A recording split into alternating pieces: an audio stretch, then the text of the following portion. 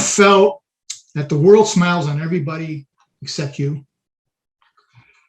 Do you find from time to time you lack the confidence to do what you want to do, what you need to do? All right, be honest. It happened to everybody. It happens to everybody more than once. So what happens here? This all starts in your brain. All starts in our brain. And how our life experiences have created neural pathways in our brain that are simply not serving us well. What if there was a way to avoid or dramatically reduce these bouts of anxiety or frustration or depression or whatever it is we're suffering with by creating or changing these pathways? Well, the good news is it can be done, and it's called brain entrainment. So what is it, and how does it work? We're going to find out today. My guest today is Morry Zelcovitch, and he is the world's first and only brainwave entrainment engineer. Now, Morry created the Mori Method. A good name, right? You can see it up on the screen. And this has been endorsed multiple times around the world by different organizations and individuals. So let's find out what this is all about. Morry, welcome to Energy Healing and Integrative Wellness. Thank you for having me, Frank. I'm honored to be here. Well, it's our pleasure. When I first met Morry, he's also a business associate of ours. And we started talking about brain entrainment. It was like, oh my God, how does someone get into this? So first question, how did you get into this? Okay, I'll try to give you the short version, because if I give you the long version, this will have to be multiple episodes. So for the first 40 years of my life, I existed in a dark abyss of depression. Back when I was younger, in my teens and 20s, even 30s, doctors didn't prescribe pills for depression. Instead, they would talk to you for a few minutes. And in my case, they said, Morry, you're kind of coping pretty well, so there's not really much we can do for you. The problem I had with that was that I tried to end my life a bunch of times. Now, the truth is, if you really want to end your life, it's pretty easy to do. So the odds are that I didn't succeed because more of me wanted to live than wanted to die. That being said, I remember for about 40 years, getting up every morning, getting on my bed, drawing the curtains, crossing my fingers, and hoping I would see mushroom clouds. Oh, my goodness. Because if I saw a mushroom cloud, preferably more than one, it meant, or it would mean, that I wouldn't have to live through another day. Because, if I was walking down the street and a block up, facing the same direction I'm facing, people were laughing, I thought they were laughing at me. I couldn't laugh. I faked smiles, I faked laughter. Somehow I had friends. I guess I was good at faking it. But nothing went right for me. And I punished myself on a nonstop level. Not only did I try to kill myself a bunch of times, but I've been injured more times than I can count too. Dislocations, cracked ribs, concussions. This nose has been broken. I can't even count how many times it's been broken. My shoulders have dislocated a bunch of times. I dislocated my knee, broke my kneecap, all kinds of fun things. And you may notice that when I talk like this, I'm almost talking as if I'm a broadcaster reiterating somebody else's story. That's right. And in a way, I am reiterating somebody else's story, because the person I was then is not the person I am today.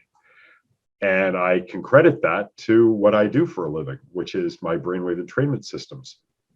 You see, it kind of makes sense that when I realized I couldn't find a way to die, I had to find a way to live. So I started looking. Back in those days, there was this manual internet called the library. We're not going to get into what that is, but if you want to know, you can type it into a browser and it'll tell you what a library was. But it was the first edition of the internet, actually, V1.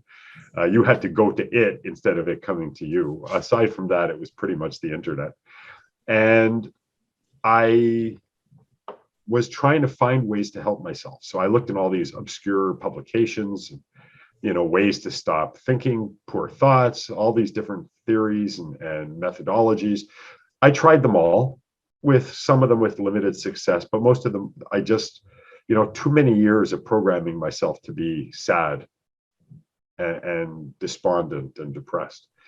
I just couldn't get anywhere.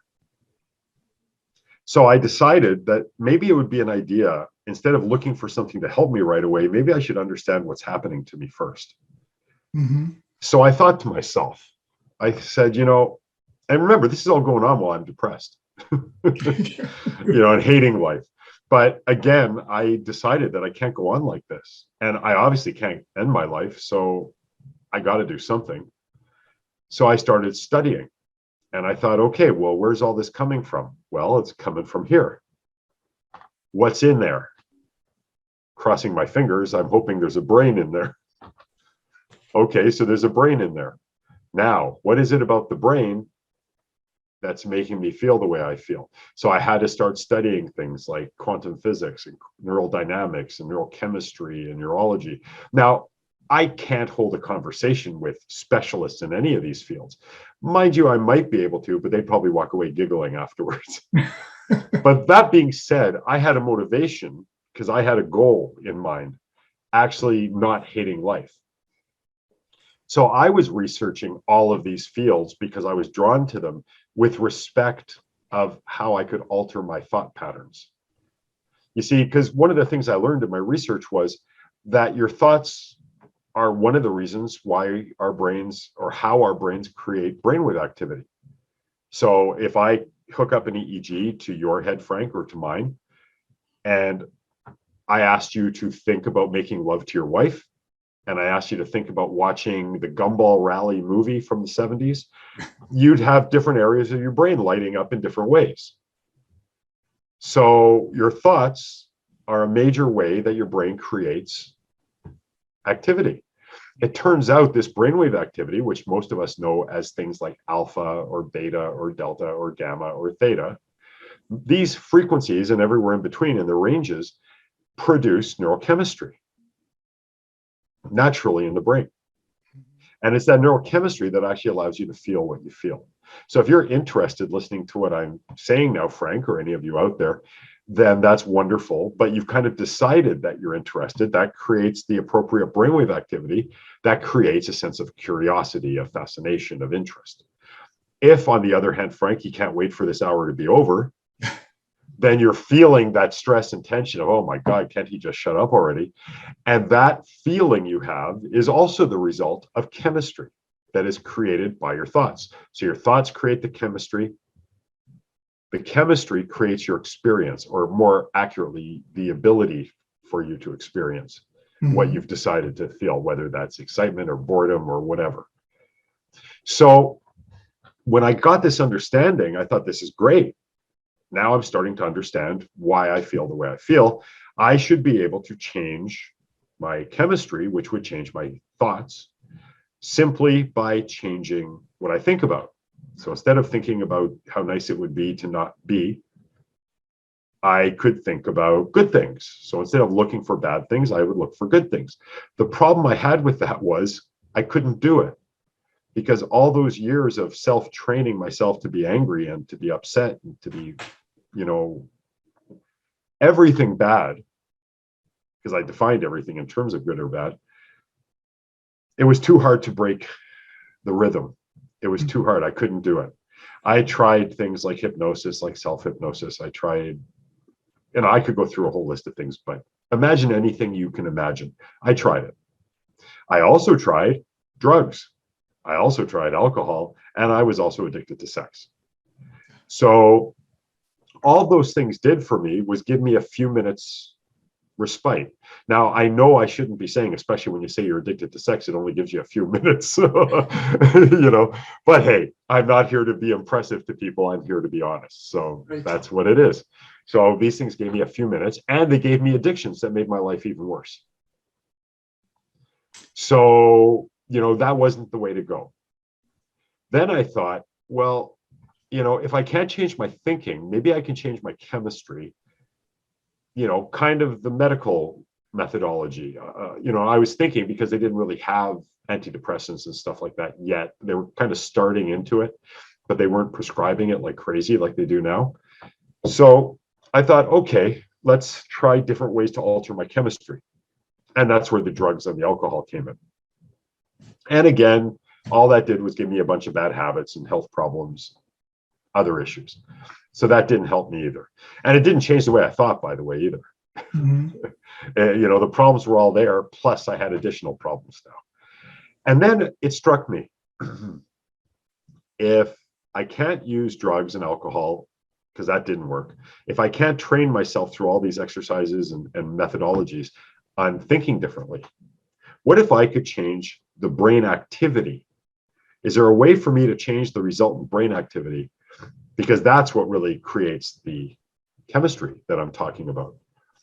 And I started investigating ways to do that. So that's really what led me into neurology and psychology and all these different things.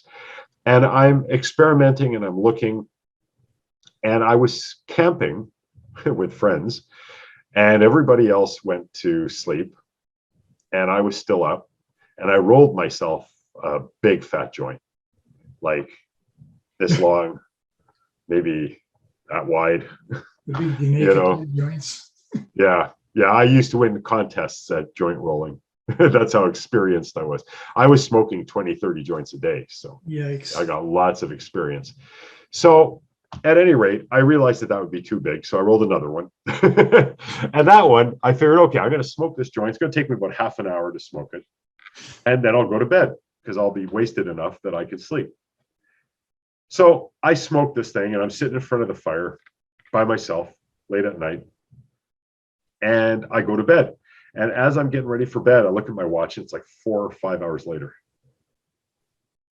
First time in my life that time flew. I feel like I'm 900 years old, Frank. Mm-hmm. Because if that's how slow time passes. Any of you know, even if you've never been depressed, you know what it's like when you're doing something or forced to be somewhere you don't want to be. Yes. And how slow time goes. That's why I feel like I'm 900, because most of my life, or at least 2/3 of my life anyway, was spent, visiting relatives I didn't want to visit, sitting through a movie I didn't want to sit through, that kind of thing. And it excited me because finally something did something to me that was different. Time actually flew instead of crawling. And what was happening? Well, I was sitting in front of the fire and I'm hearing the wood popping away.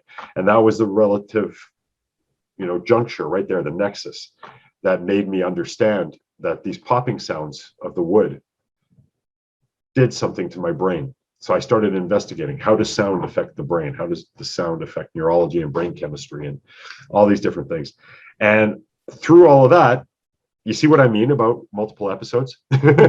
So I'm going to kind of bring it to an end here now. So through all of that, I ended up learning of brainwave entrainment.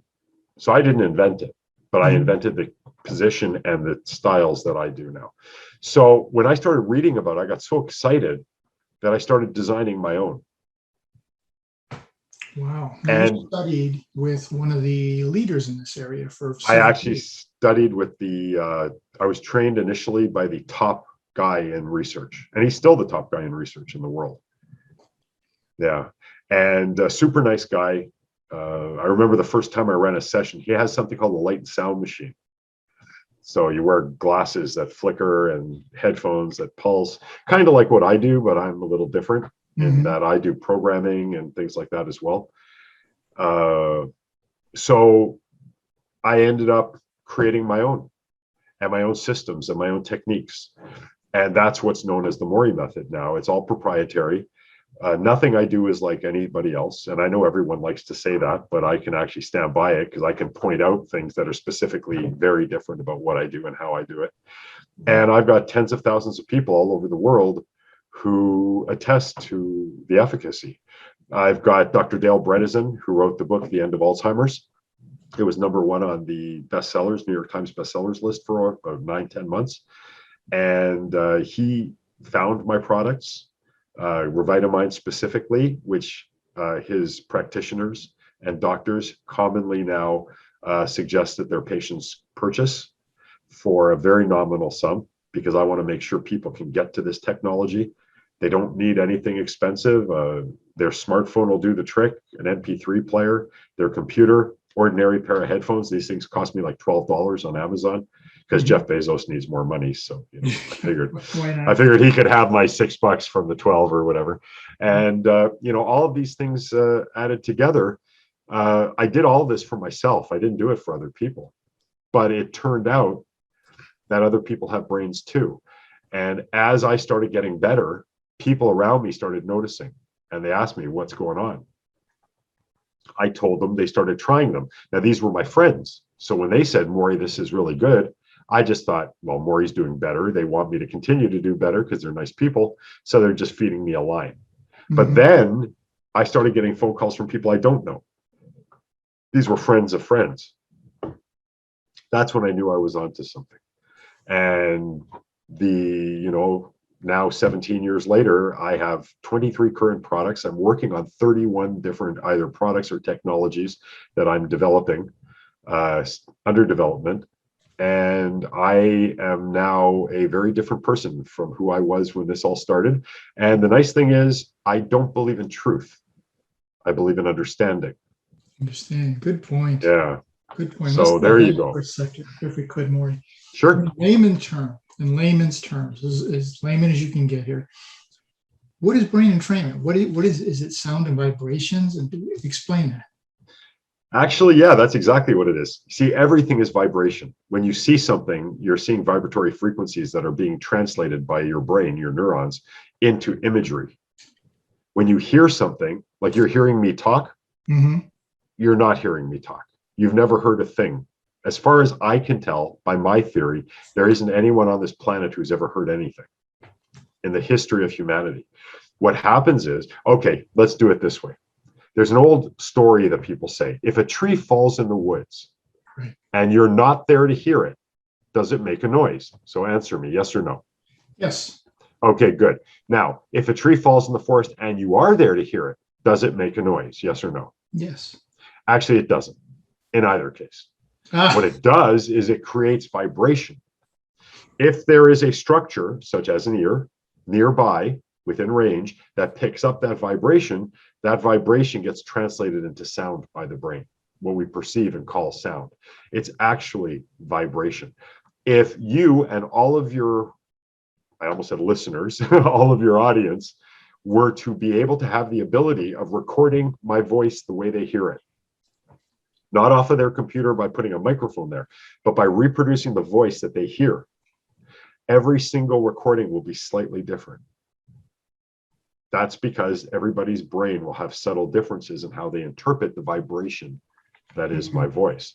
So when you listen to my recordings using headphones like this, you can see the surface area of the headphone is relatively large, meaning good amplitude, good power when it comes to the vibration. If you have little itty bitty speakers, like for instance in an earbud, it'll sound the same to you, but it will not have the same effect because it's not your perception of sound that creates the entrainment. It is the vibration that creates. So what entrainment is your neurons, which are brain cells, and you have billions of them. They pulse electric frequency all the time, whether you're awake or whether you're asleep. Depending on the state they're in, they're pulsing slowly or they're pulsing quickly. And they don't all pulse necessarily at the same time or at the same rate either. So brain entrainment is, let's say I give you an audio and you hear it and you might hear a background sound like shh, and you'll hear pulsed tones like this. Bump, bump, bump, bump, bump, bump, bump, bump, bump, bump, bump. So as long as the signal is pure and clean, your neurons will be like monkey see, monkey do. After about 5 or 6 minutes, the average person's neurons start following the frequency. So if I'm exposing you to this, at some point, your neurons will start doing this too. They'll start pulsing at the same rate that my tones are pulsing at, which means that I'm getting your brain to entrain to my tones, which means follow my tones, which means mimic my tones, which means we now control the kind of chemistry to a degree that is being produced by your brain, thus changing your experience of the world around you and your perceptions. And all of this happens. And now you wanted that to be in lay terms. So to make it totally lay, what name music you like? A band, maybe, or a type of. Okay, you like the Eagles. So when you're listening to the Eagles, do you find yourself kind of doing this? All the time. Yeah, or tapping your feet, right? And that's kind of happening automatically, correct? Yes, sir. That's entrainment. Your body is entraining to the beat of the music, and you're moving to it. And that's exactly what happens to the brain cells, to your neurons, except it's a different style, because what's happening is instead of tapping your feet, your neurons are pulsing. Wow. Now, when we first met and we were researching this business we're going to be doing, there was a number that intrigued me, is that there's different messages for different issues, like if you're sleep issue, or if you have stress, you have pain, anxiety. So you create something for all these different modalities? Okay, so that's interesting, because my views have changed a little bit since we met. But I think you're talking about triliminals. So I have a technology. One of the things that's very unusual about me, and I mentioned or alluded to before, is that I don't do things like everybody else. Good. So one of the things is I've created a technology called triliminals, and the triliminals involves a special brainwave state that activates a feature in the brain called LTP, long-term potentiation. Okay, that's the basic way we store memory, with this activity in the brain. So what happens is that I create the triliminal with this frequency in the background that helps to initiate that feature in the brain. Now that feature is being activated, I give statements in the left ear that are particularly tuned to the right hemisphere, in the right ear for the left hemisphere. Now you ask why I do it like that? Because that's how nature does it. It's perception. That's how perception works. Information in the left ear goes to the right side, and the right ear goes to the left side. I also have another voice in the center. And what it does by combining them all the way I do, sometimes I talk over myself, sometimes I speak in series.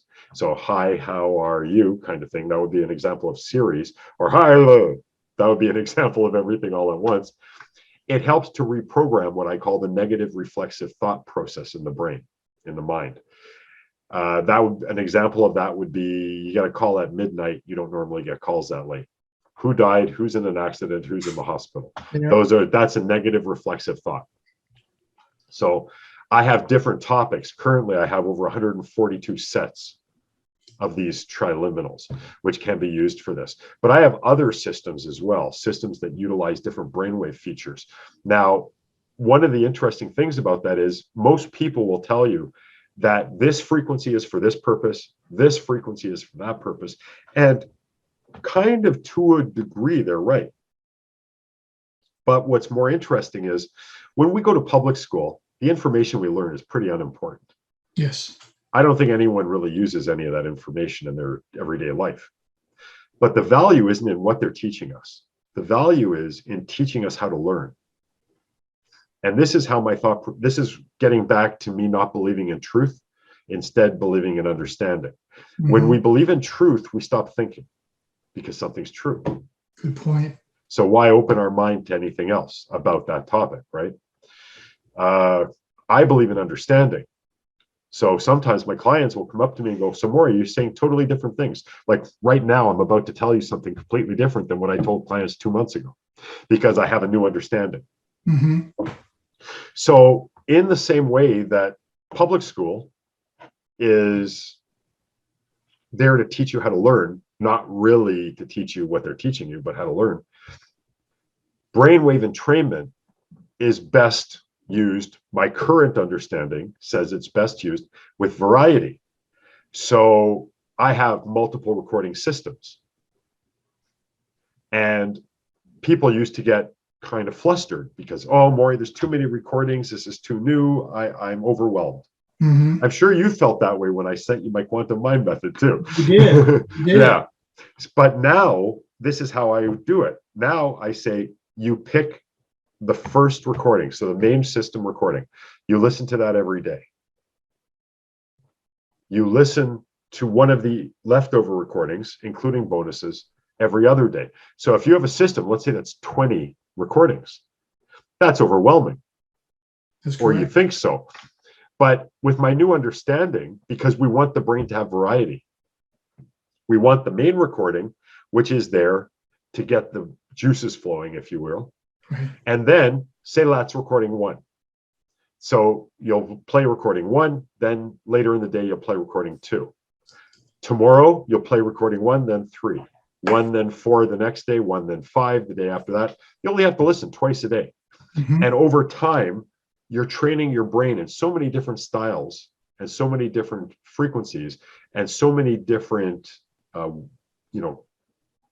anything really, stimulation patterns, that what happens is your brain is now learning how to learn. Mm-hmm. So there's no way I can teach your brain every frequency and give your brain a recording that's got every frequency under the sun. But what I can do is I can give you enough variety in stimulation modalities and types and frequencies that your brain learns how to learn. And when it learns how to learn, your brain will naturally know what it needs Mm-hmm. to achieve in any given situation. And if I haven't taught you that with one of my recordings, that's okay, because your brain says, well, I've already learned 50,000 ways to do it already. Whatever frequency I need, I'll learn how to do now too, because now your brain knows how to learn.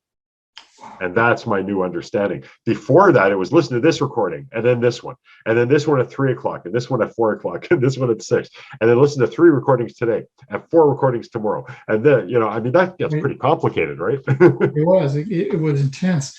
Yeah. One of the things that is pretty amazing about this whole thing, Morry, is I talk to a lot of people who say, well, in order to do this, in order to do what you're talking about, you have to go to this clinic, go away for 5 days. You have to not have to smoke anything or drink anything for a month beforehand. You have to spend $25,000, right? Most people, or you have to have this scientific equipment. Now, most people don't have the money, they don't have the time, and they certainly don't have the scientific equipment. Actually, that they do have. They have the best sensor system in the world. It's built into every human being. That's their brain, their experience, their awareness. You'll know if something's helping you because you'll feel better, because your memory will be better, because you'll do work that you keep putting off that you're no longer putting off, and you're happy doing it instead of like dreading it. All kinds of changes. People just need to pay attention to themselves. And to be honest with you, even without buying anybody's products ever, if they just paid attention to themselves, they would probably learn enough information about themselves that they could change themselves to a significant degree. It's incredible. Yeah. Now, Morry, we both know there's a world full of skeptics out there. The people who say, yeah, right. Where's it actually been done? Where are the success stories? Now, Sure. you mentioned Dr. Bresden with the Alzheimer's. Mm-hmm. You've had some other ones, Brazil and Jamaica. Touch a little bit. Yeah. Well, first of all, let me answer your last question, which I tend to veer off. It's fine. Yeah. So basically, all you need is an ordinary pair of stereo headphones. Like I said, these cost me $12. Most people already have a smartphone or an MP3 player. If you don't, you can buy one for like $20 online somewhere, or your computer, laptop computer, anything like that. Plug your headphones in, you're done. That's all you need. So my most expensive system is $1,500, but don't get scared because the average price of my systems is closer to a couple $100. Mm-hmm. Okay, so it's like dirt cheap. They're one-time payments. You don't have to pay for the rest of your life. You don't need to come to my office, which is a good thing. Okay, you don't even need me. People ask me, Morry, what happens if you get hit by a truck? Nothing. Well, to me, if I get hit by a truck, that screws me, but it doesn't screw you as an owner of my system. Right. I'm not necessary. I design everything I design for you to listen. You are now taking care of yourself. I have nothing to do with you after I create the system and sell you the product. After that, it's done. My end of things is finished. That doesn't mean I'm not there for you. I am. I'm there to help. I'm there to be supportive, to give you advice, but I'm not necessary to my system. The most important aspect or module in my system is you and your brain. So that answers your last question. I apologize. So if you can re-ask me your current question, I'll be all caught up. The skeptics in the world. Right. We know about Dr. Bresden from the Alzheimer's program, but you've had some other major, astonishing, like, oh my God, kind of things. Tell us about a couple of them. Okay, so first off, let's go back in time. So the first one closest to now would be the Jamaican University study, pre and post exam for, I think it was algebra or something, college, university, stress and anxiety. So they used my system pre and post with one group, and the other group didn't get it. And the people who used my system found that they had very little stress and performed much better on the exams. Wow. Much, much better on the exams.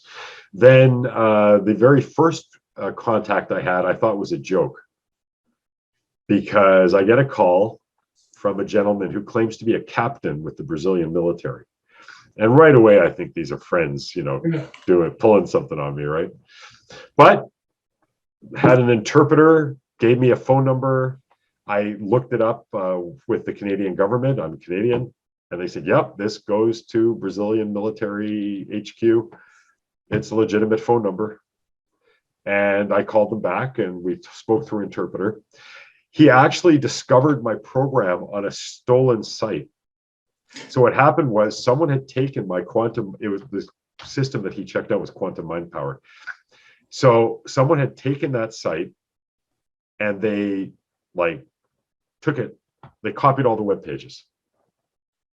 Then what they did was they eliminated the English speaking parts of the program, because most of the program is actually brainwave entrainment only. And they even left my face in there with my name. So this guy in the military, captain, finds it, buys it from this guy, then contacts me directly saying, we'd like to do a study. Can you give us, protocol to use so we can do a study with our, military cadets for the military police and the armed forces, because they have military police that deals with the public. And they have very poor public relations and all these things. So I said, sure, let's do it. So I gave them a very simple routine to follow, and they did. And my arrangement was, you just have to send me the results. Send me the study when you're finished.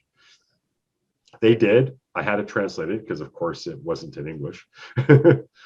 And interestingly enough, it showed that it helped these people to do their jobs because they work while they're training. It helped them to do their jobs. They had better relations with the general public. They were able to do their studies and school and sleep and work, all with almost no stress at all. Every single point that they were looking for it to help, it helped. To my knowledge, they still use it now to help train their military cadet police. Wow, that's impressive. Yeah. As someone who spent time in Brazil in my high-tech life, that was an absolute. There was no trust, no confidence, no public relationship with the authorities, as they called them back then. Yeah, exactly. Right. And, no, but they said that everything was much better. That's outstanding. Yeah.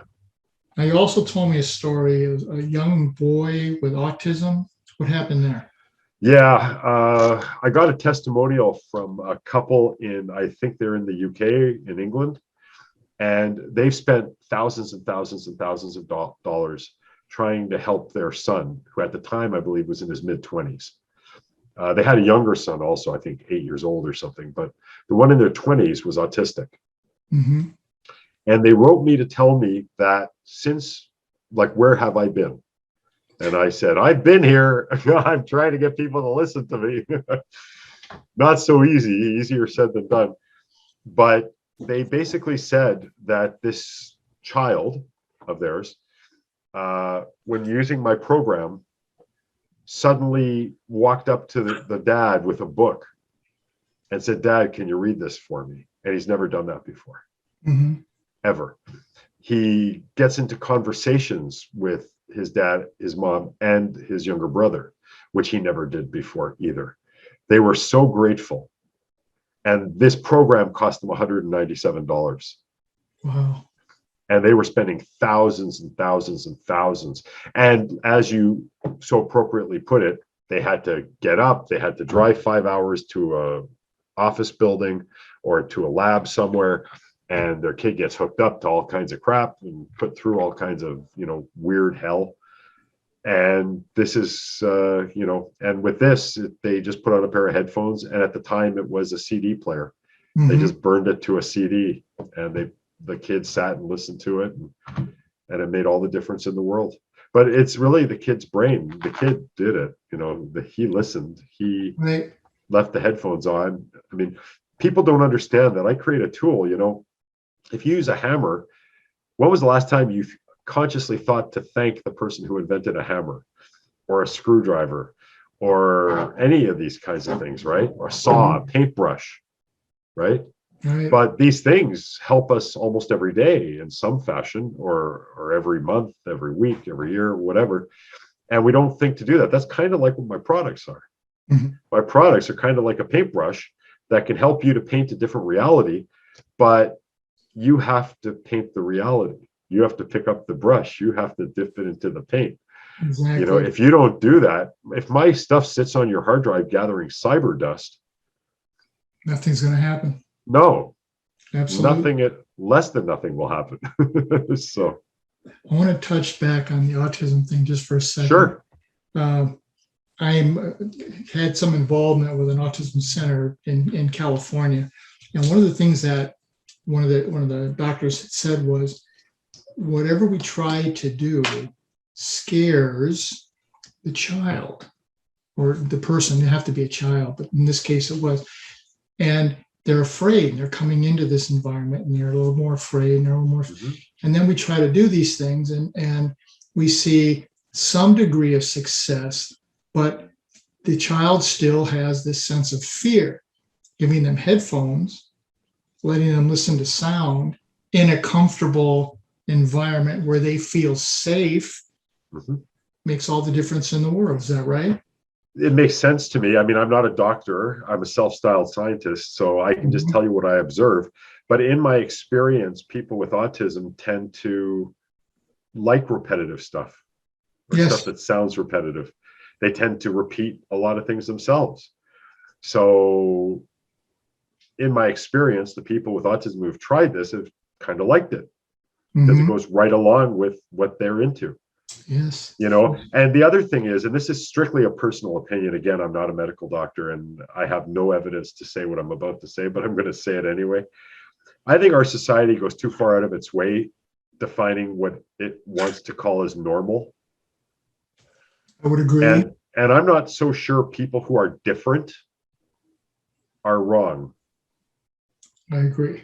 In 50 years, 100 years, 1,000 years, we may find that we were halting evolution or hindering evolution by stopping people from thinking differently.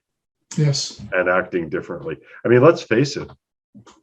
The innovations, what's innovation? Innovation is an evolution of a thought, right? Mm-hmm. It's something different. So why are we so quick to step on something that's different? I think we should be trying to understand autism instead of treating it as a precondition, treating it as something bad. And I'm not just talking about autism here, I'm talking about anything. Exactly. Why do we always instinctively go that it's bad, it's bad, it's bad?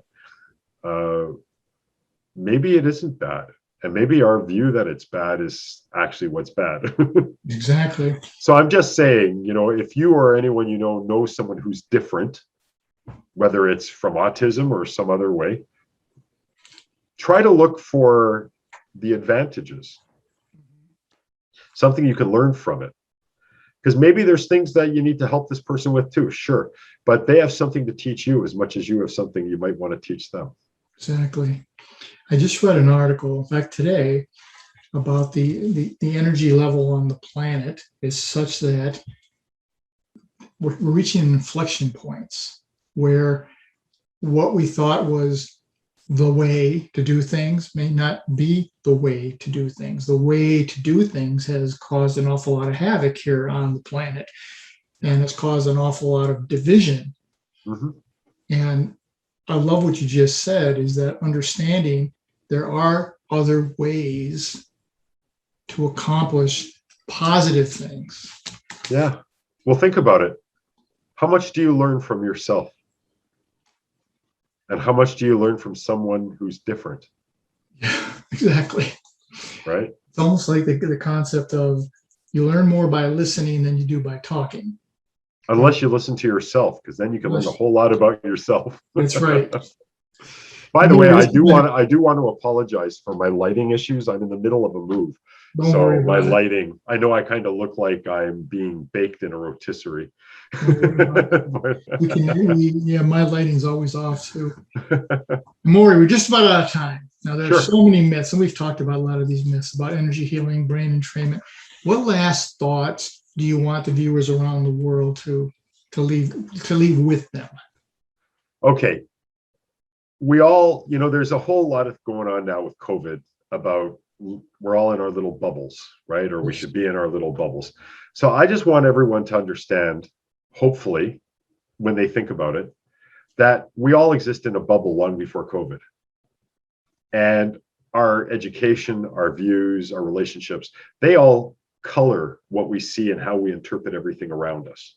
Mm-hmm. So knowing this and understanding this, I would like you and encourage you to, when you look at other people, look at them as being microcosms of their own universe, as opposed to being something that's supposed to fit into your universe. And understand that happiness is indeed a choice. You can choose what you want to look for.